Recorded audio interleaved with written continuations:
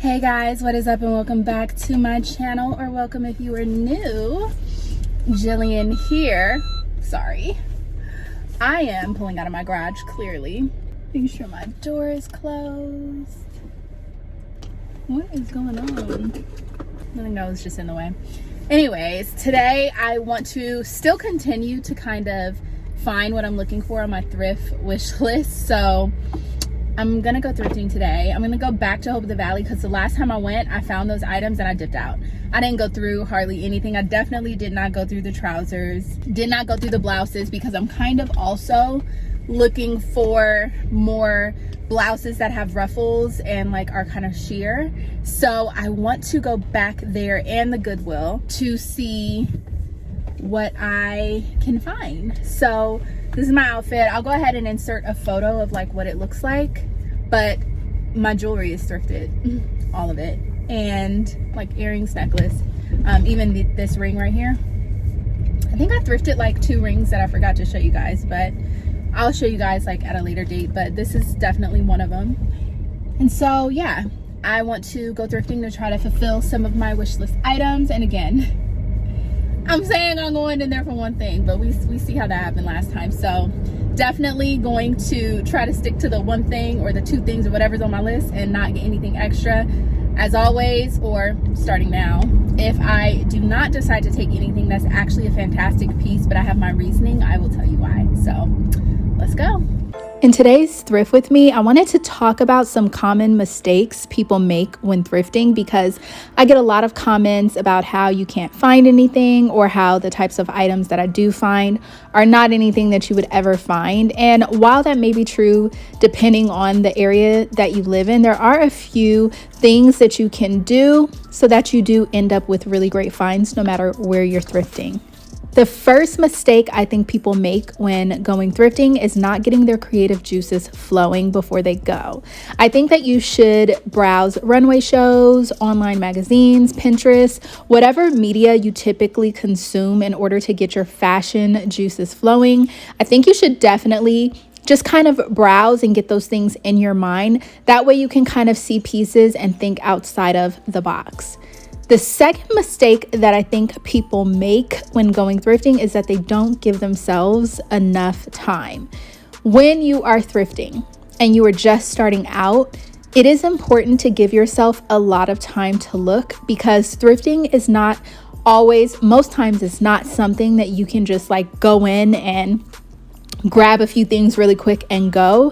You're going to really need to go through each item, because there are gems hidden between like a whole entire rack of smushed up clothing together, things that you would never see unless you were literally sorting and going through each piece item by item. So give yourself enough time to look, bring some headphones, listen to some music, just get in the vibe and give yourself the time, because when thrifting, patience is absolutely key. Mistake number 3, do not make other people's hauls your expectation. It is really expectation versus reality that works against you, because sometimes you could see all of these amazing things that somebody happened to find on their particular thrift trip, and then you go into your thrift store thinking you're going to find the same exact types of things, and that is just setting yourself up for disappointment. Every single time you go into the thrift store, you are not going to find something. Every time I go, as many things as you guys see me find, there are times where I go and I just really don't find much at all. So you want to go in and manage your expectations before you go in, and kind of just be open to whatever it is that you guys are going to find for that day. Mistake number 4 is passing on high quality items that really only need small tweaks and alterations. And for this, I mean, let's say you go into the men's trouser section, you find an amazing pair of trousers, but they're just like a little bit too big, so you decide to put them back and pass. That is a mistake, because if they are really good, high quality trousers and they're made out of amazing materials, then it is 100% worth it to take it to your local tailor and have them tailor it to your body, because in that case, you're going to not only end up with something that is super high quality, but also tailored to fit you perfectly as well. And when you factor in the cost that it takes to get something tailored like that, that's a small alteration. In comparison to what you also pay to thrift it, you're still coming out miles ahead than if you try to go get the same thing in a retail store.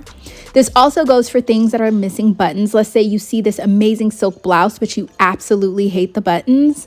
It is nothing to go on Etsy, find some really cool buttons and replace them all. And then that way you have a high quality silk top with buttons that you actually like. I mean, this goes for blazers, this goes for denim, this goes for really anything that you find that's super high quality that you can actually get tailored or fixed or anything like that.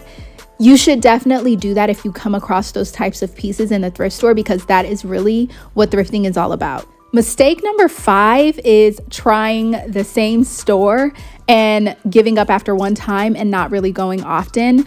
When it comes to thrifting, you definitely want to try multiple stores in your area, and then you want to try going multiple times, because like I said, you don't always find something the first time you go. You can go to a place like Hope the Valley, where I go all the time, not find anything one day, and then go like the very next day and there's just like tons of designer that was just put out. So it's very important that you go often, and then that you also try different stores, because there are certain stores that are better than others, and you're never going to know unless you go on a regular basis which ones carry the items that you're more likely to thrift. The 6th and final mistake that I want to talk about is being unclear on why you're even there. For instance, I go thrifting to find high quality, unique pieces for a fraction of the cost. So you might see me thrift something that's like $200 and you might think to yourself, it's not thrift store prices. But for me, if I were to try to find that retail, it would be so much more. So be very clear on why you're thrifting, what it is you're looking for.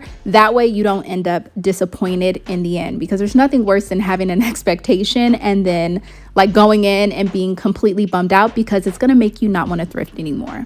I do really hope these tips help you. Now let's get into the haul, the most exciting part.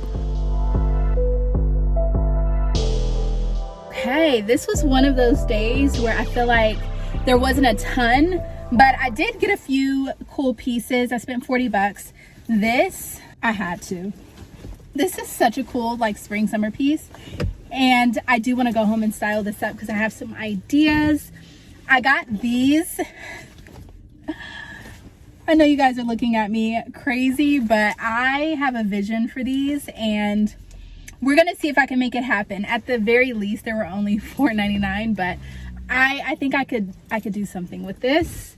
And then I did go ahead and get both vests, the black and the tan colored, because they just fit really well, and I feel like the black one is something I would have even put on today, and the black one is also one that I could wear like without a shirt underneath it.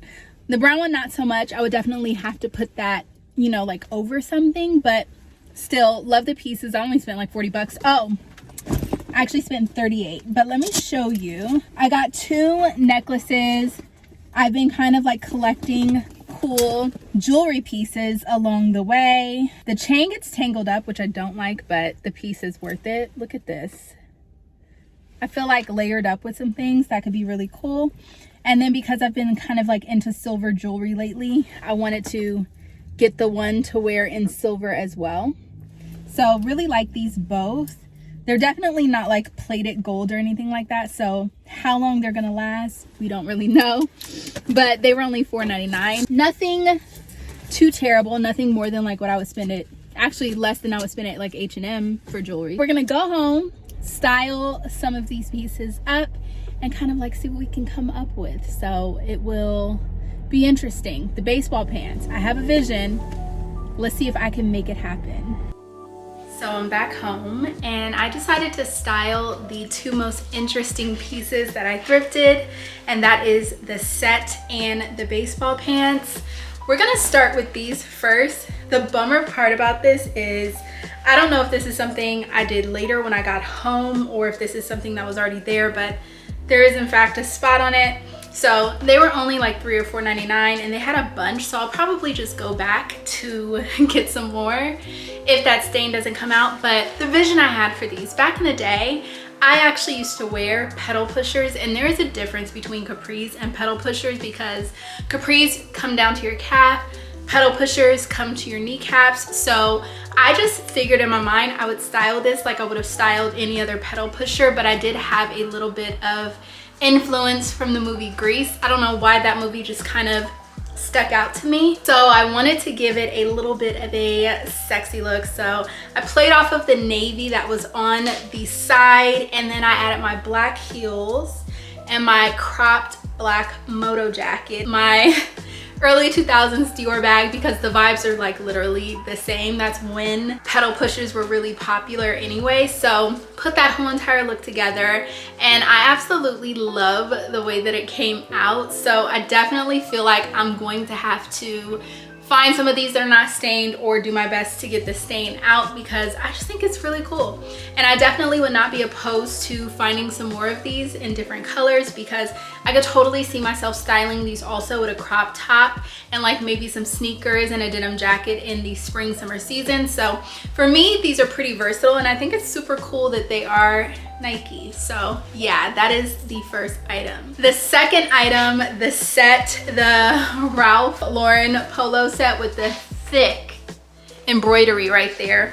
For some reason, this gave me, I am a retired grandma living in Florida, so I kind of wanted to play off of that with all of the gold accessories. I added a gold chain belt, chunky gold jewelry, and then a gold bag that I thought was like very gaudy, as well as gold shoes. So definitely a ton of gold, but I think this is super cool. It's like youthful and playful at the same time, and obviously I could style this all the way down, do like some sneakers. I think these will look amazing with some Nike Cortez, which I do have quite a few, and some in a floral color that would go really cool with this.